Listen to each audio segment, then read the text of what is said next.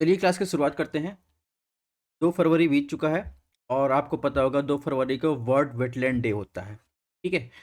और इसमें कुछ फैक्चुअल इन्फॉर्मेशन आपको पता चली होगी। भारत में रामसर स्थलों की संख्या बढ़ी है 2024 तक, क्या डाटा है। इसके अलावा वर्ल्ड वेटलैंड डे भी मनाया गया है और ये सीरीज़ जो है टारगेट प्रीलिम्स को देखते हुए ये सीरीज़ हमारी चल रही है। इसके अलावा बात करें, ये क्लासेस आप चाहे कोई भी एग्ज़ाम दे रहे हो, बहुत सारे लोग होंगे जो वनडे एग्ज़ाम दे रहे होंगे जिनको वन लाइनर पसंद होगा, ठीक है? और बहुत सारे होंगे यूपीपीसीएस, यूपीएससी का एग्ज़ाम दे रहे होंगे जिनको जो है थोड़ा-सा इसके बारे में डिस्क्रिप्टिव नॉलेज होना चाहिए।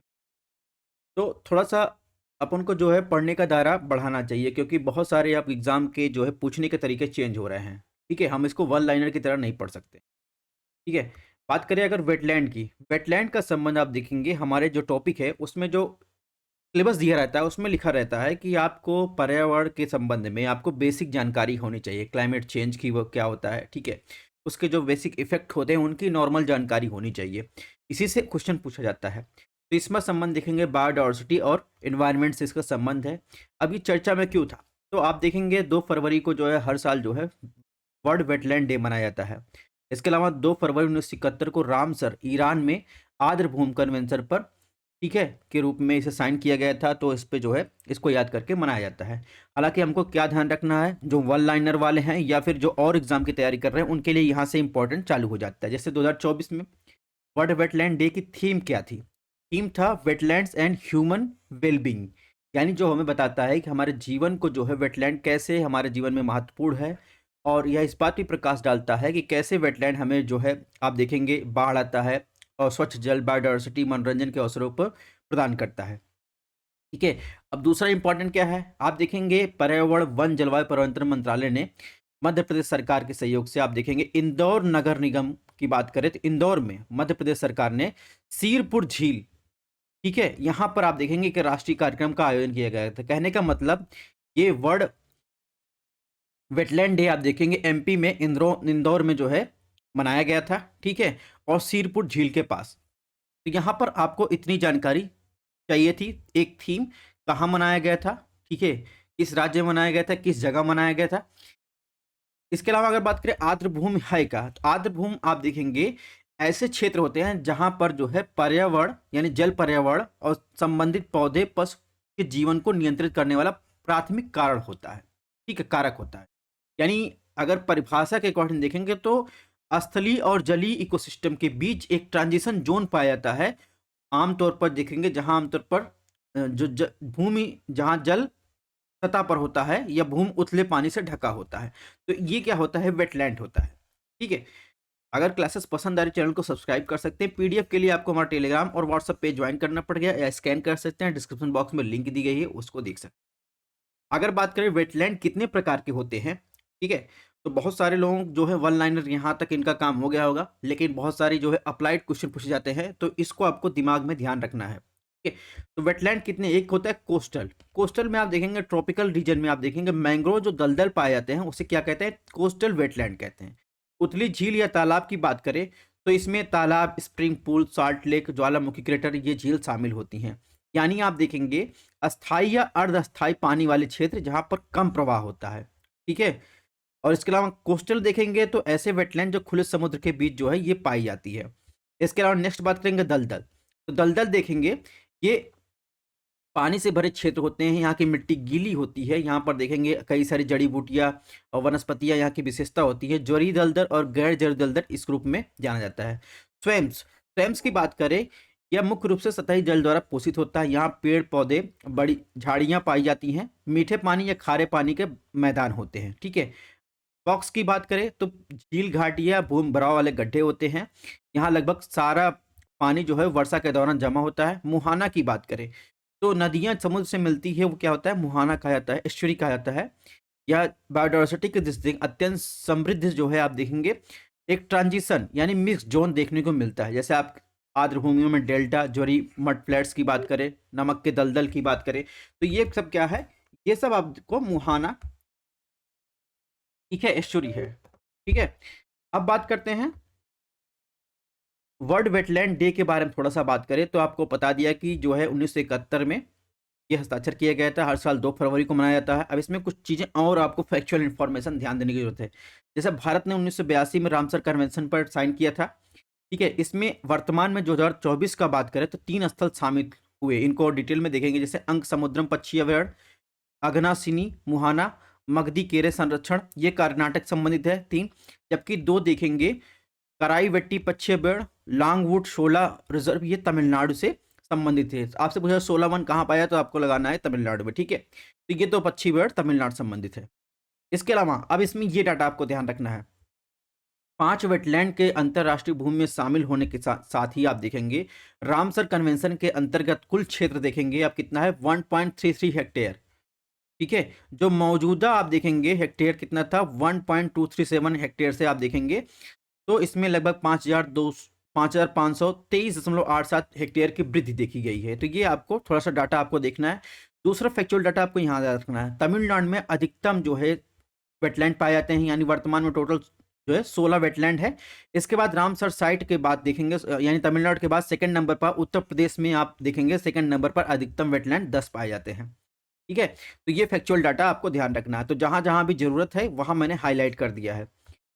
इसके अलावा बात करें तो जो 2024 में वर्ल्ड वेटलैंड डे हुआ इंदौर में, वहां पर 2 ब्रोशर का विमोचन हुआ है। एक पहला था आर्द्रभूमि संरक्षण दृष्टिकोण और पहल, ठीक है? इसमें बताता है कि अपनी स्थापना के बाद आर्द्रभूमि संरक्षण भारत सरकार की पहल क्या है। दूसरा देखेंगे 75 रामसर साइटों की जैव विविधता का पीपुल्स डॉक्यूमेंटेशन, ये प्रकाशित किया गया था। हालांकि ये डाटा आप देखेंगे तो ये भी इसी हेक्टेयर संबंधित है, ये ऑफिशियल डाटा है, ठीक है? नेक्स्ट बात करें आर्द्रभूमि का महत्व क्या होता है। अब देखिए यहाँ से अप्लाइड क्वेश्चन बनते हैं आर्द्रभूमि के महत्व से, क्योंकि आपका सिलेबस कह रहा है कि आपको किसी विशेषज्ञता की आवश्यकता नहीं है, बस आपको जो सामान्य जानकारी है वो हर टॉपिक से होनी चाहिए। तो यहाँ से अप्लाइड क्वेश्चन पूछे जाते हैं। जैसे इसमें जैसे महत्व की बात करें, इसमें बताता है दुनिया को मत्स्य उत्पादन यानी मछली उत्पादन का लगभग 2/3 हिस्सा कहाँ से, वेटलैंड से प्राप्त होता है। और इसके अलावा वेटलैंड की बात करें तो उथला पानी उच्च स्तर के पोषक तत्वों का संयोजन जो जीवों के विकास के लिए एक आदर्श होता है। ये खाद्य वेब का आधार बनते हैं। मछली, उभयचर, शंख, कीड़े आदि की प्रजातियों को भोजन प्रदान करते हैं। इसके अलावा जो वेटलैंड होते हैं जीवाणु, पौधे, वन्य जीव, पानी, नाइट्रोजन, सल्फर के वैश्विक यानी जो साइकिल होता है उसका हिस्सा होता है। इसके अलावा जो वेटलैंड होते हैं कार्बन को वातावरण में छोड़ने के बजाय क्या करते हैं, कैप्चर यानी कार्बन कैप्चरिंग का काम करते हैं। इसके अलावा देखेंगे तो जो भी प्रदूषण है, ठीक है, उसको जो है अवशोषित करके और भूजल बाढ़ के पानी को अवशोषित करती हैं, ठीक है? और आर्द्रभूमि वनस्पति के बाढ़ के पानी को गति को धीमा कर देते हैं, जिससे मिट्टी के कटाव में कमी आती है, यानी इरोजन को रोकते हैं। इसके अलावा बात करें वेटलैंड जो है आप देखेंगे ह्यूमन और अर्थ पर जीवन के लिए सबसे महत्वपूर्ण है, यानी 1 अरब से अधिक लोग का जीवन यापन जो है वेटलैंड पर निर्भर रहता है। दुनिया की 40% प्रजातियां वेटलैंड में रहती हैं और प्रजनन करती हैं, ठीक है? इसके अलावा देखेंगे वेटलैंड जो है भोजन, कच्चे माल, दवाओं के अनुवांशिक जो रिसोर्स हैं उस और जल विद्युत के लिए महत्वपूर्ण है। और इसके अलावा देखेंगे वेटलैंड जो देखेंगे परिवहन, पर्यटन और लोगों की कल्चरल कंजर्वेशन और आध्यात्मिकता के लिए महत्वपूर्ण है। इसी के साथ देखेंगे वेटलैंड बायोडाइवर्सिटी की दृष्टि से महत्वपूर्ण है, ठीक है? और इनका कमर्शियल यूज भी किया जाता है, जैसे मछली पकड़ने की इंडस्ट्री के लिए ये इंपॉर्टेंट है। तो इनका महत्व भी आपको ध्यान रखना है। अब वेटलैंड के लिए खतरे क्या हैं, जैसे शहरीकरण की बात करें तो जो शहरीकरण के साथ सार्वजनिक जल आपूर्ति को संरक्षित करने के लिए जो है शहरी आर्द्रभूमि आवश्यक होती है, लेकिन आप देखेंगे शहरीकरण से वेटलैंड का नुकसान हो रहा है। कृषि के लिए आप देखेंगे तो धान की खेती के लिए आप देखेंगे आर्द्रभूमियों को जो है बदला जा रहा है, धान की खेती की जा रही है, क्योंकि धान की फसल में पानी की ज़्यादा ज़रूरत पड़ती है। तो प्रदूषण के कारण आप देखेंगे वेटलैंड में खतरे हैं, यानी औद्योगिक प्रदूषण का प्रभाव पड़ रहा है। जलवायु परिवर्तन के कारण आप देखेंगे कार्बन डाइऑक्साइड की जो है मात्रा बढ़ रही है, समुद्र जलस्तर में वृद्धि हो रही है, ठीक है? निष्कर्षण की बात करें तो आर्द्र भूमियां या नदी तल में सामग्री को हटाना, जलधाराओं के निष्कासन के आसपास जलस्तर का कम हो जाना, जिसके कारण आर्द्र भूमियां सूख रही हैं, ठीक है?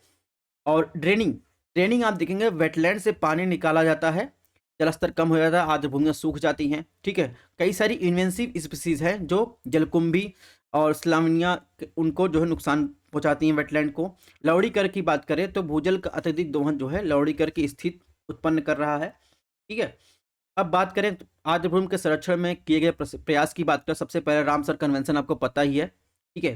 3 जो है कन्वेंशन के 3 स्तंभ है, सभी आर्द्रभूमियों को विवेकपूर्ण उपयोग की दिशा में कार्य करना, अंतर्राष्ट्रीय महत्व की आर्द्रभूमि जिसे रामसर सूची के लिए उपयुक्त नामित करना, अंतर्राष्ट्रीय आर्द्रभूमि साझा आर्द्रभूमि सिस्टम साझा प्रजातियों के अंतर्राष्ट्रीय स्तर पर सहयोग करना।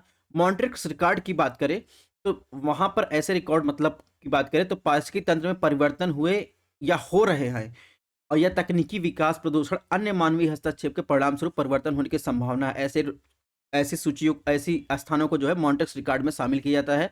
ठीक है, भारत की बात करें 2 वेटलैंड जो है मॉन्ट्रिक्स रिकॉर्ड में दर्ज हैं। केवला 2 राष्ट्रीय उद्यान राजस्थान, लोकटक मणिपुर। ठीक है, चिल्का जो था उड़ीसा का इसमें रखा गया था लेकिन बाद में उसे हटा दिया गया।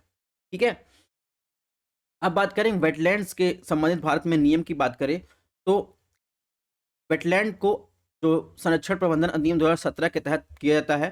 ठीक है, नए नियम में देखेंगे आर्द्रभूमि की परिभाषा से कुछ हटाया गया, तो यहाँ पर जो है अटेंशन आपको रखना है यानी ध्यान देना है। जैसे बैक वाटर, लेगून, खाड़ी, मुहाना इसमें शामिल है। ठीक है, बाकी सबको हटा दिया गया, ये वेटलैंड के अंतर्गत शामिल है। 2017 के नियम के तहत देखेंगे आर्द्रभूमि की पहचान करने की प्रक्रिया राज्यों को सौंपी गई है, यानी राज्य सरकार जो है इसकी वेटलैंड की पहचान करता है। ठीक है, तो ये 2 चीजें आपको ध्यान रखनी है। अब बात करें तो ये 80 जो है वेटलैंड है।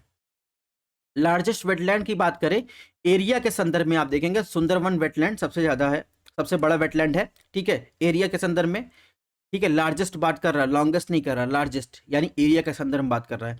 तमिलनाडु के पास आप देखेंगे 16 वेटलैंड है, जिसके साथ आप देखेंगे सबसे ज्यादा वेटलैंड देखेंगे किसके पास है, तमिलनाडु राज्य के पास है। इसके अलावा बात करें तो 75 वेटलैंड थे इन 80 वेटलैंड के पहले, यानी 15 अगस्त 2022 में देखेंगे तो 75 साल आज़ादी के उपलक्ष्य में आप देखेंगे 11 वेटलैंड को शामिल किया गया था। ठीक है, जिससे टोटल मिलाकर ये संख्या 75 हो गई थी। उनकी यहाँ पर लिस्ट दी गई है। ठीक है, इसको आपको देख लेना है। ये 75 उसके बाद आप देखेंगे अभी हाल ही में जो है 5 वेटलैंड और शामिल किए गए, यानी टोटल 80 हो गए। तमिलनाडु की बात करें तो अभी लेटेस्ट जो शामिल किया गया 15वां वेटलैंड था कोराईवेट्टी पक्षी बर्ड और 16वां था लॉन्गवुड 16 वन पक्षी बर्ड। ठीक है, यहाँ पर उनकी लिस्ट दी गई है 16 की, इसको आपको देख लेना है अगर आपकी इच्छा हो। और इसके अलावा बात करें तो कर्नाटका की बात करें तो कर्नाटका में इसके पहले 2 वेटलैंड थे। तीसरा जो शामिल किया गया अंक समुद्री पक्षी बर्ड कंजर्वेशन, ये एक मैन मेड जो है वेटलैंड है। इसके अलावा अग्निशनी जो है मुहाना, ठीक है, और मगधी केकर रिजर्व संरक्षण, तो ये दोनों भी आप देखेंगे ये जो ये दोनों भी मैन मेड संरक्षण है, जिसमें आप देखेंगे अघनाशिनी ये सब ये नेचुरल कोस्टल वेटलैंड है। ठीक है, बाकी ये दोनों जो है मैन मेड है, यानी टोटल वेटलैंड कितना है, ये 4 वेटलैंड है। कहाँ पर, कर्नाटका में। ठीक है, और इन पांचों वेटलैंड 2024 में शामिल किए गए, उनकी यहाँ पर लिस्ट दी गई है, किस किस के लिए इंपॉर्टेंट है, इसको आपको देख लेना है। ठीक है, अब बात करें उत्तर प्रदेश की, क्योंकि उत्तर प्रदेश भी हमारे लिए इंपॉर्टेंट है। उत्तर प्रदेश में देखेंगे 2nd नंबर पर आता है लार्जेस्ट वेटलैंड में। ठीक है, तो उत्तर प्रदेश में 10 वेटलैंड है। ठीक है, तो इसमें देखेंगे बखीरा वाइल्ड लाइफ सेंचुरी संत कबीर नगर में है, तो ये आपको ध्यान रखना है लोकेशन। ठीक है, हैदरपुर वेटलैंड आप देखेंगे बिजनौर में है। नवाबगंज बर्ड सेंचुरी उन्नाव में है। पार्वती आगरा बर्ड गोंडा में है। ठीक है, समन बर्ड सेंचुरी मैनपुरी में है। समसपुर देखेंगे तो बर्ड सेंचुरी कहाँ है, रायबरेली में है। ठीक है, संधि बर्ड सेंचुरी हरदोई में है। तरसई जो है नवार झील कहाँ है, इटावा में है। सुरसरोवर आगरा में। अपर गंगा देखेंगे तो कहाँ है, तो ये ब्रिज घाट या नरौरा स्ट्रेच की बात करें तो अल्मोड़ा में है। तो ये चीज़ें आपको ध्यान रखनी। उत्तर प्रदेश के बाद ये 2nd नंबर पर आता है, पूरे भारत में जो है 2nd नंबर पर यहाँ पर पाया जाएगा नंबर ऑफ जो है वेटलैंड में। ठीक है, तो इस प्रकार हमारी वेटलैंड की क्लासेस समाप्त होती हैं। PDF आपको हमारे टेलीग्राम और व्हाट्सएप पेज पर मिलेगा। चैनल को सब्सक्राइब कर सकते हैं।